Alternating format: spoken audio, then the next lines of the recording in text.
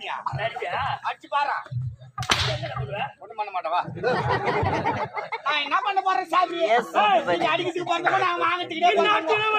தூக்கி வளர்த்த சின்ன குழந்தை நான் பார்த்து வளர்த்த குழந்தை காலையில பார்த்து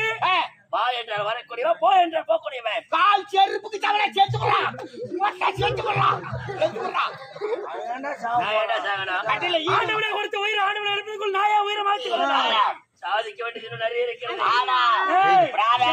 வந்தவன் அவருக்காக என்னை எடுத்து பேசுறாங்க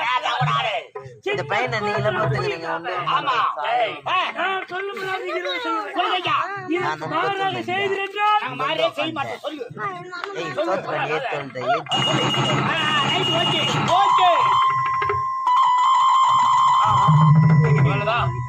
என்ன சொன்னேப்பா